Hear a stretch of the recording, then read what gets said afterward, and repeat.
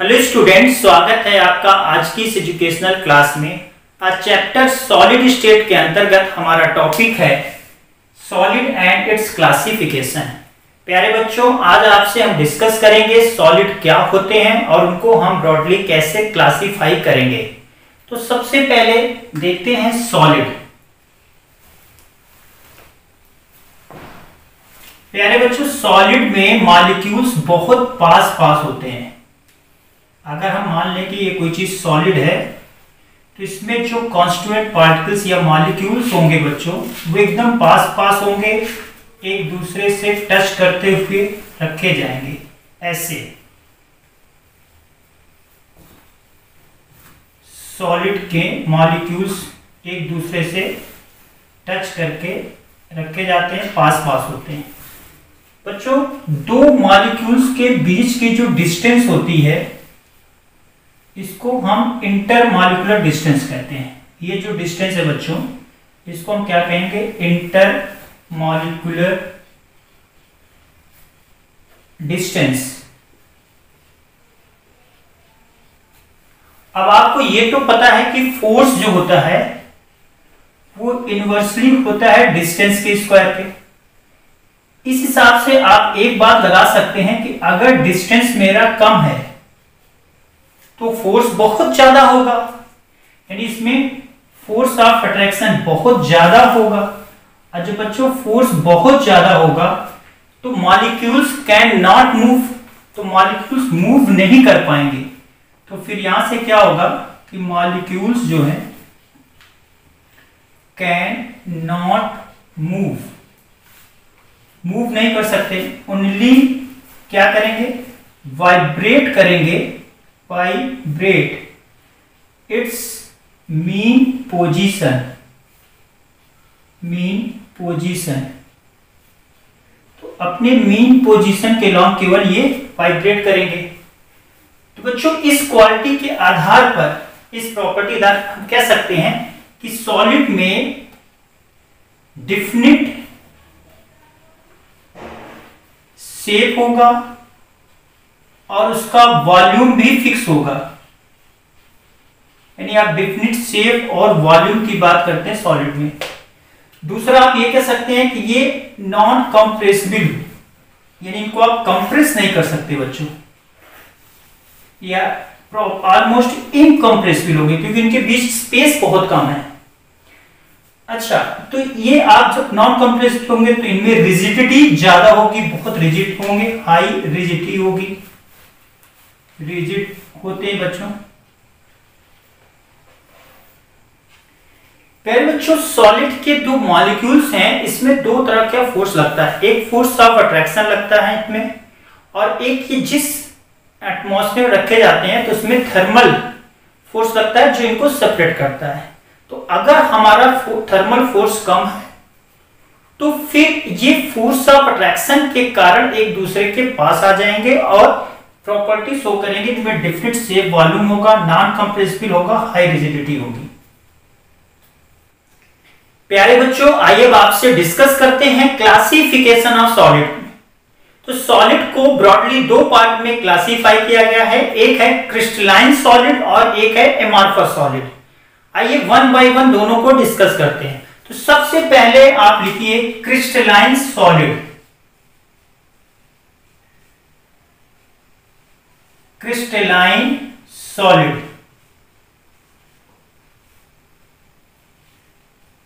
बच्चों, जो crystalline solid होते हैं वो प्रॉपर और रेगुलर वे में अरेंज होते हैं।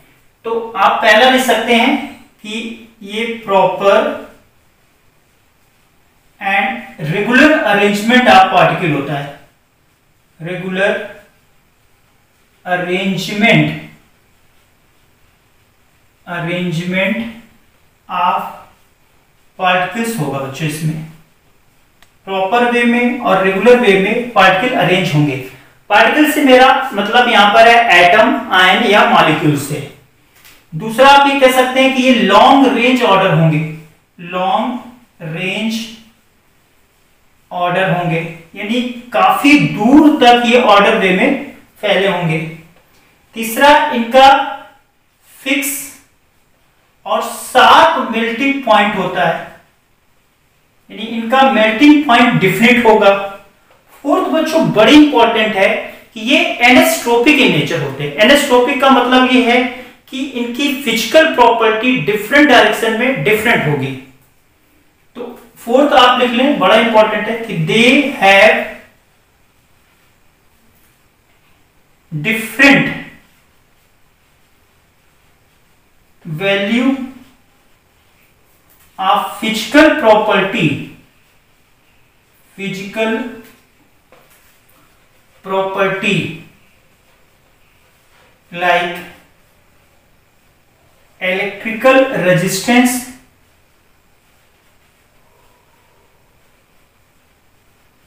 ये आप कह सकते हैं refractive index, refractive index in different direction, different direction, अलग अलग डायरेक्शन में इनकी वैल्यू अलग अलग होगी। इसको हम लोग कह सकते हैं एनेस्ट्रोपिक इन नेचर, दैट इज इसको हम क्या कहेंगे, एनेस्ट्रोपिक इन नेचर।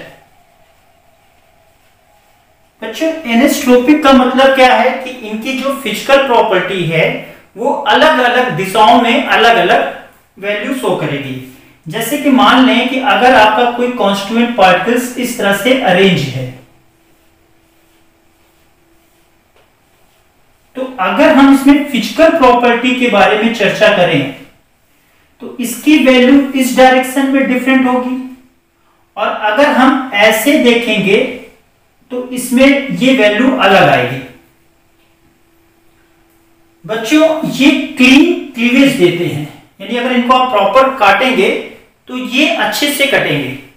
तो आप अगला लिख लें कि दे गिव क्लीन क्लीवेज। चूंकि इनके जो पार्टिकल्स होते हैं, एटम्स, आयंस, वो प्रॉपर वे में अरेंज होते हैं, तो जब इनको हम काट करके अलग करेंगे दो पार्ट्स में, तो प्रॉपर रूप में क्लीन क्लीवेज देते हैं। इन्हें आप ट्रू सॉलिड भी कह सकते हैं, यानी अगर सॉलिड का सही रूप में डिफाइन करें तो क्रिस्टलाइन सॉलिड को हम ट्रू सॉलिड भी बोल सकते हैं। इसके अगर आप एग्जाम्पल्स लेंगे बच्चों, तो एग्जाम्पल जैसे आपका हो गया NaCl, जैसे आपका हो गया कॉपर, जैसे आपका हो गया वाटर, ये सब एग्जाम्पल हैं आपके क्रिस्टलाइन सॉलिड के। तो आप मोटा मोटा ये समझिए कि क्रिस्टलाइन सॉलिड एक रेगुलर और प्रॉपर वे में अरेंज रहते हैं, इनका लॉन्ग रेंज ऑर्डर होता है, फिक्स मेल्टिंग पॉइंट होता है, एनेस्ट्रोपिक इन नेचर होते हैं। एनेस्ट्रोपिक से मतलब होता है कि इनकी फिजिकल प्रॉपर्टी अलग अलग डायरेक्शन में अलग अलग होगी। फिजिकल प्रॉपर्टीज में मेरा मतलब है इलेक्ट्रिकल रेजिस्टेंस या आपका रिफ्रैक्टिव इंडेक्स की वैल्यू अलग अलग हो सकती है। इनको आप ट्रू सॉलिड भी कह सकते हैं। अगर इनको आप काटेंगे तो ये प्रॉपर रूप में क्लीन क्लीवेज देंगे। इसके एग्जाम्पल आपके हो गए, जैसे NaCl हो गया, कॉपर हो गया, वाटर हो गया, ये सारे इसके एग्जाम्पल हैं। प्यारे बच्चों, आइए अब आपसे डिस्कस करते हैं एमार्फस सॉलिड के बारे में। अगर आपने क्रिस्टलाइन सॉलिड को अच्छे से समझ लिया है तो एमार्फस सॉलिड में वो प्रॉपर्टी जस्ट उल्टी हो जाएंगी या रिवर्स हो जाएंगी। आइए एक एक करके डिस्कस करते हैं। तो एमार्फस सॉलिड में आप पहला लिखें कि नो डिफिनिट और प्रॉपर अरेंजमेंट ऑफ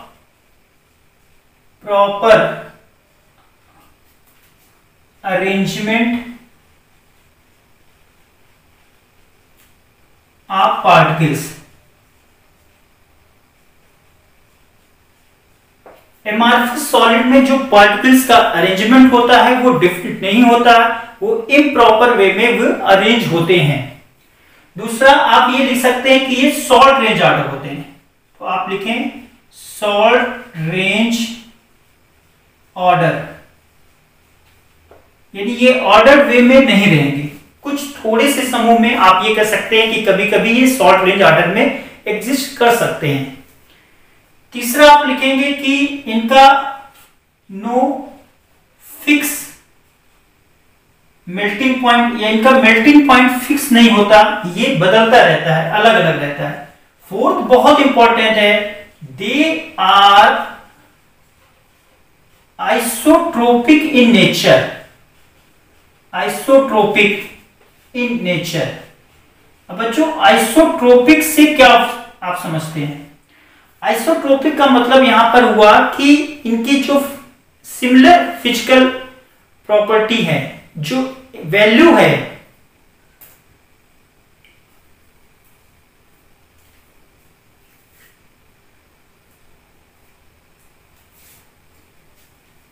प्यारे बच्चों आइसोट्रोपिक वर्ड को आपको समझना होगा कि इनकी जो फिजिकल प्रॉपर्टी है विल बी सिमिलर होगी इन ऑल डायरेक्शन। तो आप इसको लिख सकते हैं कि similar physical property, physical property in all direction. जैसे कि आपने पढ़ा था क्रिस्टलाइन में एनिसोट्रोपिक होते हैं, तो कुछ जो फिजिकल प्रॉपर्टी हैं जैसे इलेक्ट्रिकल आपका रेजिस्टेंस है, या आपने पढ़ा था रिफ्रैक्टिव इंडेक्स है, इसकी वैल्यू अलग अलग डायरेक्शन में अलग अलग होती है। यहां पर ऐसा कुछ नहीं होने वाला है, यहां पर इनकी जो फिजिकल प्रॉपर्टी है सभी डायरेक्शन में देखने पर सेम आएगी बच्चों। इनको आप सूडो सॉलिड भी कह सकते हैं। क्या कहेंगे? सूडो सॉलिड, या आप सुपर कूल्ड लिक्विड भी बोल सकते हैं, और सुपर कूल्ड लिक्विड। बच्चों इनको अगर हम क्लीवेज करेंगे तो ये प्रॉपर क्लीवेज नहीं देते, तो आप एक और नोट कर लें, do not give proper cleavage. Cleavage मतलब काटने पर ये प्रॉपर वे में नहीं रहेंगे, क्लीवेज। बच्चों अगर आप इसके एग्जाम्पल्स की चर्चा करेंगे तो एग्जाम्पल्स में हम कह सकते हैं कि जो हमारे पास प्लास्टिक है या ग्लास है, ये एमार्फस सॉलिड होते हैं। बच्चों ग्लास में आप देखेंगे कि गर्मी के दिनों में स्पेशली देखेंगे ग्लास के जो नीचे का विंडो है, नीचे की जो सतह है वो थोड़ी मोटी हो जाती है और ऊपर की सतह कंपैरेटिवली थोड़ा पतला रहता है। ऐसा इसलिए क्योंकि ये थोड़ा फ्लो होती है, टेंडेंसी तो इसमें फ्लो होगी सुपर कूल्ड लिक्विड के कारण। तो ये आपका प्लास्टिक और ग्लास क्या है? एमार्फस सॉलिड के एग्जाम्पल हैं। तो प्यारे बच्चों आज के लेक्चर में आपने देखा कि सॉलिड क्या होते हैं, जिसका एक डेफिनेट शेप और वॉल्यूम होता है। ये नॉन कंप्रेसिबल होते हैं, इनको आप रिजिड भी कह सकते हैं, और इनका फिक्स मेल्टिंग पॉइंट होता है। फिर आपने देखा कि सॉलिड को हमने दो तरह से क्लासिफाई किया, एक क्रिस्टलाइन सॉलिड और एक एमार्फस सॉलिड। क्रिस्टलाइन सॉलिड में अगर आप देखेंगे तो रेगुलर और प्रॉपर वे में अरेंज होते हैं, लॉन्ग रेंज ऑर्डर होता है, इनका फिक्स मेल्टिंग पॉइंट होता है, एनिसोट्रोपिक इन नेचर होते हैं। प्यारे बच्चों एनिसोट्रोपिक का मतलब होता है इनकी physical property like electrical resistance है या रिफ्रैक्टिव इंडेक्स है, वो अलग अलग डायरेक्शन में अलग अलग होगी। इनको आप क्लूज सॉलिड भी कह सकते हैं। अगर इनको आप क्लीवेज करेंगे, इनको काटेंगे तो प्रॉपर रूप में कटते हैं। इसके एग्जाम्पल हो गए जैसे आपका NaCl है, कॉपर है, एल्युमिनियम है, वाटर है, ये सारे एग्जाम्पल आपके क्रिस्टलाइन सॉलिड के हो गए। अब क्रिस्टलाइन सॉलिड का जस्ट अपोजिट प्रॉपर्टी रखता है एमार्फस सॉलिड। तो एमार्फस सॉलिड में नो रेगुलर या डेफिनिट अरेंजमेंट होगा, ये शॉर्ट रेंज ऑर्डर होते हैं। पहले तो ऑर्डर वे में रहते ही नहीं है, अगर रहेंगे तो शॉर्ट रेंज में ऑर्डर होंगे। इनका आप फिक्स मेल्टिंग पॉइंट नहीं होगा, ये आइसोट्रोपिक इन नेचर होते हैं। आइसोट्रोपिक का मतलब आप जिस डायरेक्शन में भी देखेंगे इनकी फिजिकल प्रॉपर्टी ऑलमोस्ट सिमिलर होगी। इनको आप सूडो सॉलिड या सुपर कूल्ड लिक्विड कहते हैं। इसी कारण आप ग्लास की जो शीट्स होती है तो उसको देखेंगे कि विंडो में जो ग्लास का जो नीचे वाला सतह होता है थोड़ा मोटा होता है एज कंपेयर टू ऊपर वाले ग्लास से। इसके एग्जाम्पल्स में अगर आप बात करेंगे तो आपके पास है प्लास्टिक है, रबड़ है, ग्लास है, ये सारे आपके एमार्फस सॉलिड के एग्जाम्पल हैं। तो प्यारे बच्चों, आज का लेक्चर आपको कैसा लगा जरूर बताएं। अगर आपको ये पसंद है तो इसे लाइक करें और अपने दोस्तों के साथ शेयर करें। हाँ, चैनल को सब्सक्राइब जरूर कर लें, जिससे लेटेस्ट इंफॉर्मेशन आपको लगातार मिलती रहे। थैंक यू, नमस्कार।